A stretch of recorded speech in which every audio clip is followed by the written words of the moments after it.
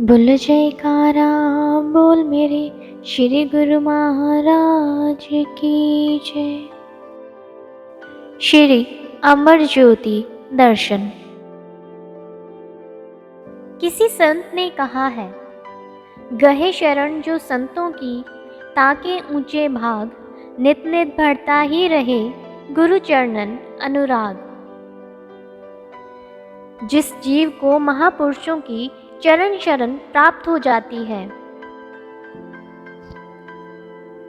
वास्तव में वही सौभाग्यशाली है जिसका सद्गुरु के चरणों में अनन्य अनुराग होता है।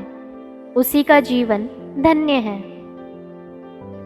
श्री प्रयाग सरोवर के शुभ मुहूर्त से पूर्व श्री सद्गुरु देव जी महाराज ने बाई जी को बुलाकर फरमाया कि आपके सिकंदराबाद में कोई ऐसा भक्त है जो स्वयं भजनों की धुन बनाकर भजन बोले। बाई जी ने कहा कि भक्त रामदेव है जो स्वयं भजन बनाकर बोलते हैं। आपने फरमाया कि हम उसी को तो ढूंढ रहे थे। प्रबल श्री मौज देखकर बाई जी ने उन्हें भक्त गजेंद्र के साथ श्री आनंदपुर भेजा।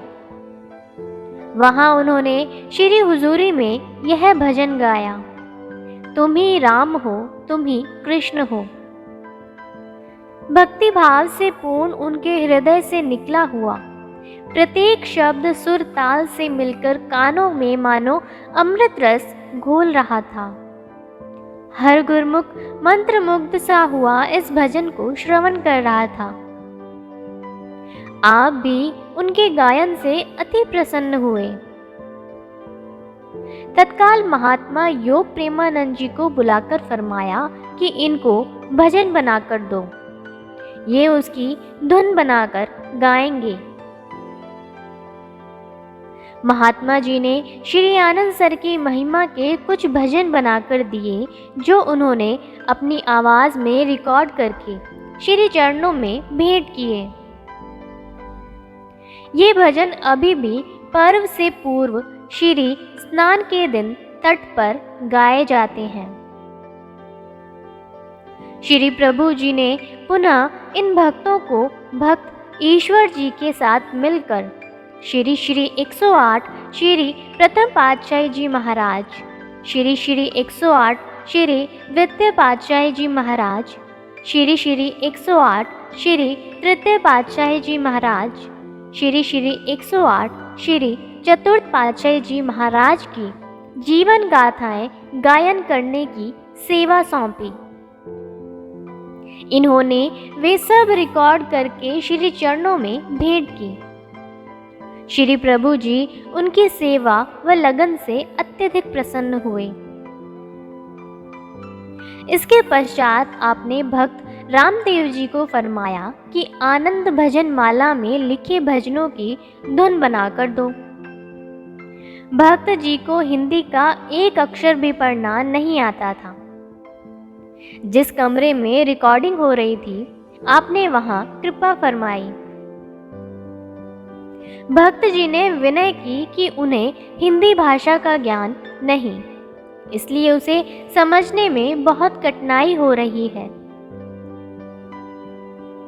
आपने निज कर कमलों से उसे भजन माला की पुस्तक देते हुए फरमाया कि अब पढ़ो।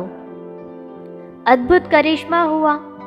श्री आज्ञा होने की देर थी, भक्त जी ने बिना किसी हिचकिचाहट के उसे पढ़ना आरंभ कर दिया।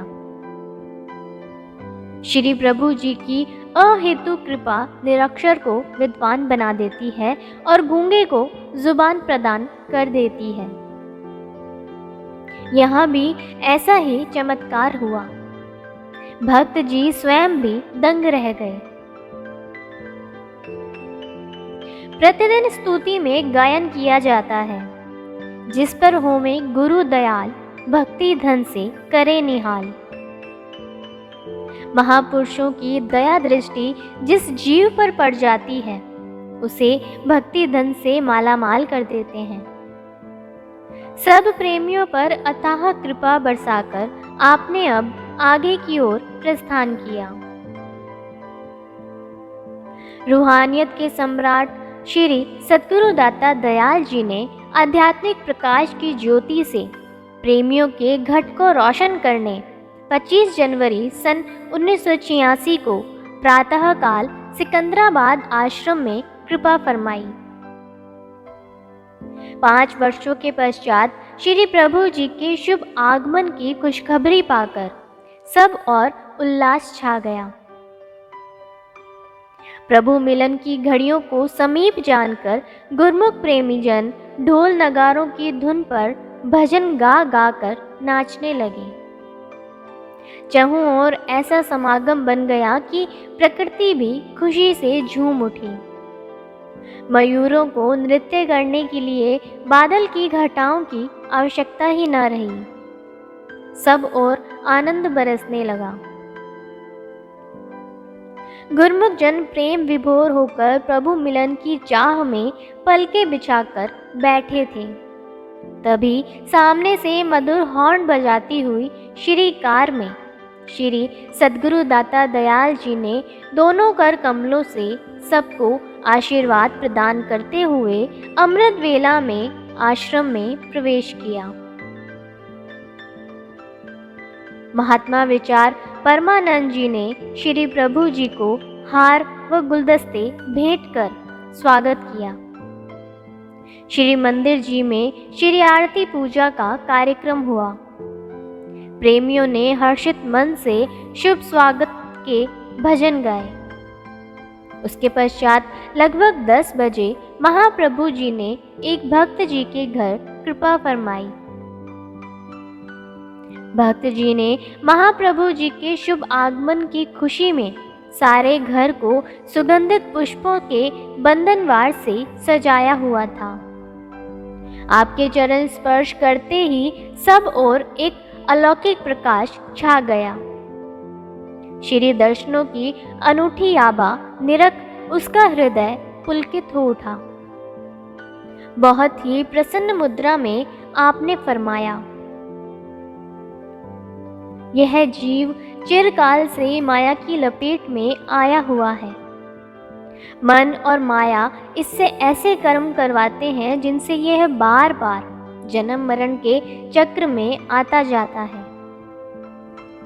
जन्मों से यह इसी तरह दुख और चिंता का शिकार बना हुआ है। गुरमुख इस बात को अच्छी तरह से सोच सकते हैं कि इतने काल के उपरांत तो मनुष्य काया मिली है, फिर भी यह माया की लपेट में जा पड़े तो क्या यह समझदारी की बात है? बुद्धिमान वह है जो आगे की सोच विचार करे, मन को माया की दास्ता से मुक्त करे। भगवान श्री कृष्ण जी उपदेश देते हैं, फेल की जंजीर है दुनिया फरायज के सिवा, इसलिए तू काम कर लेकिन ना इसमें दिल लगा। बाफरायज खल्क पैदा करके खालिक ने कहा, फर्ज को अंजाम दो इसमें तुम्हारा है भला। श्रीमद् भगवत गीता। अपने कर्तव्य पालन के अतिरिक्त मनुष्य जो आचरण करता है वह सब बंधन का कारण हो जाता है। अतः ए अर्जुन, तू निष्काम भाव से अपने कर्तव्य का पालन कर। मालिक ने जीव को भजन भक्ति की शक्ति देकर जन्म दिया और कहा कि तुम अपने कर्तव्य का दृढ़ता से पालन करो, इसी में तुम्हारा कल्याण है। काम दे अंजाम लेकिन उसमें आगस्ता ना हो, राहते दिल है मुयस्सर बेतमन्ना शख्स को। श्रीमद् भगवत गीता। तू सदैव कर्म का पालन में तत्पर रहे, उसमें आसक्त नहीं होना। कर्म करता हुआ जो कर्म की इच्छा नहीं रखता उसे परम शांति उपलब्ध हो जाती है। संसार के कार्य केवल कर्तव्य समझकर करो, उसमें मन ना फंसाओ, अपनी सुरती को स्वाधीन रखो। जो कर्तव्य बुद्धि से काम करता है उसका मन मोह माया में नहीं उलझता। वह कर्म बंधनों की जंजीरों से मुक्त होकर अपना लोक परलोक संवार लेता है। श्री वचनों की अनमोल दात पाकर वह प्रेमी परिवार धन्य हो गया। प्रसाद वितरित हुआ। श्री गुरु महाराज जी ने सबको अपने पावन आशीर्वादों से निहाल करते हुए वहां से प्रस्थान किया। साय समय पद्मशाली फंक्शन हॉल में श्री दर्शन खुले और सत्संग का भव्य कार्यक्रम हुआ। आई हुई समस्त संगत ने जयकारों की ध्वनि से हॉल को गुंजायमान कर दिया। भक्तों ने भक्ति भाव से परिपूर्ण भजन और शिक्षाप्रद नाटिकाएं श्री चरणों में प्रस्तुत की।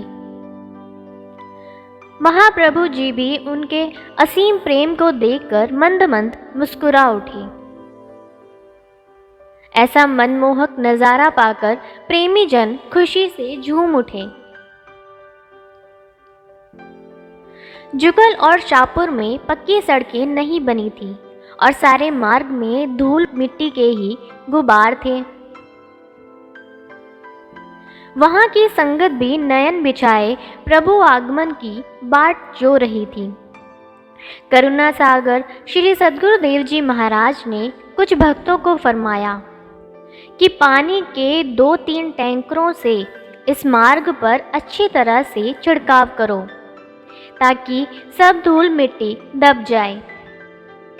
श्री आज्ञा की तुरंत पालना हुई और इस प्रकार श्री कार बड़ी सुगमता से वहां पहुंच गई। 26 जनवरी को श्री गुरु महाराज जी ने जुगल के भाग्य जगाए। वहां बने अंगूरों के गार्डन में सभी प्रेमी भक्तों को नाश्ता करवाया। भक्तजन बड़ी धूमधाम से सड़क पर श्री कार के आगे बैंड बाजे के साथ नाचते गाते जा रहे थे। काफी मात्रा में संगत भी साथ जा रही थी। उन्हें तेलुगु के अतिरिक्त अन्य कोई भाषा समझ न आती थी। महाप्रभु जी उन्हें नाचता गाता हुआ देखकर अति प्रसन्न हो रहे थे। श्री प्रभु जी जैसे ही श्री कार से नीचे उतरे, सभी प्रेमी जन जोर जोर से कहने लगे, स्वामी जी दर्शनम कड़पुनिंडा भोजनम, अर्थात अपने प्रभु के दर्शन करके पेट भर गया है। भोजन पाने के पश्चात जैसे भूख नहीं रहती, इसी प्रकार श्री दर्शन करने के पश्चात अब कोई इच्छा शेष नहीं रही। प्रेमी गुरुमुखों के हार्दिक भावों को सुनकर महाप्रभु जी मंद मंद मुस्कुराने लगे और समस्त संगत पर अपने शुभ आशीर्वादों की बौछार कर दी। आपने वहां चन्नैया ब्रदर्स के घर कृपा फरमाई। भक्त जी के अंतर्मानस में केवट द्वारा प्रभु श्री राम जी के चरण पखाड़ने का स्वरूप ध्यान में दृढ़ता से समाया हुआ था। वे उसी समय उसी पल की प्रतीक्षा में थे कि कब भगवान मेरे घर आएंगे और मेरी इस लालसा को पूर्ण करेंगे। आज उसकी हार्दिक प्रेम तरंगों ने संकेत दिया कि यही समय है कि अपनी मनोभिलाषा को पूर्ण कर ले। महाप्रभु जी द्वार से अंदर जाना चाहते थे, परंतु भक्त जी हाथ में पानी का थाल लिए हुए विनय करने लगे। मेरे प्यारे प्राणनाथ, चरण पखारिए और अंदर पधारिए।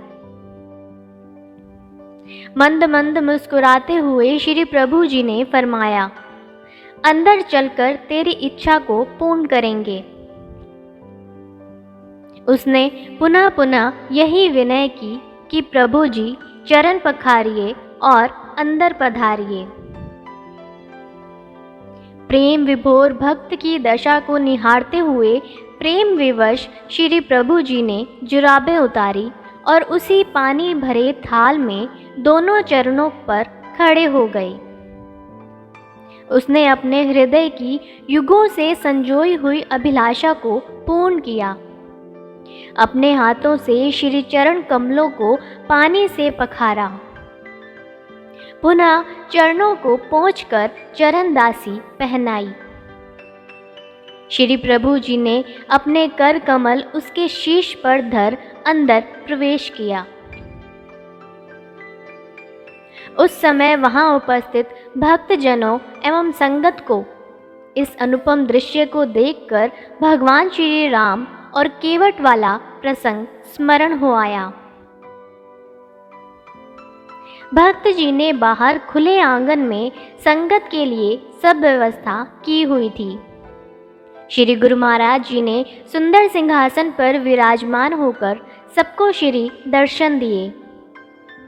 वहां का नज़ारा देखते ही बनता था, जिह्वा द्वारा उसका वर्णन नहीं किया जा सकता। समस्त संगत को संबोधित करते हुए आपने अपने पावन वचनों में फरमाया, कुदरत की ओर से इस जीव को मानुष देही प्राप्त हुई। उसके साथ इसको एक अनमोल पूंजी मिली, जिसके द्वारा यह अपनी जिंदगी का भविष्य उज्जवल बना सकता। वह कौन सी अमूल्य देन है?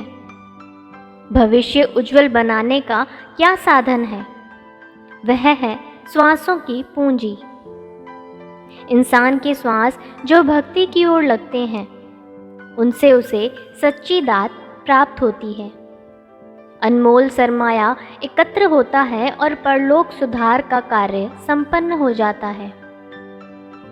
इसकी तुलना संसार के किसी भी पदार्थ से नहीं की जा सकती। मानुष तन मिला ही इसलिए है कि प्रभु की भक्ति करके अपनी आत्मा को परमात्मा से एकाकार करके जीव हमेशा हमेशा के लिए सुख स्वरूप बन जाए। साधारणतया सब लोग इन अनमोल श्वासों को माया के समान एकत्र करने में खर्च कर रहे हैं, जो कि एक तुच्छ व्यापार है।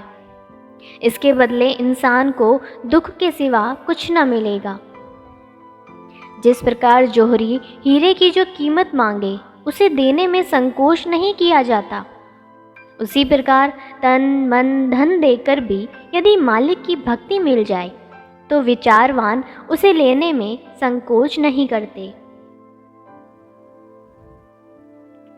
क्रमशः बोल जयकारा, बोल मेरे श्री गुरु महाराज की जय।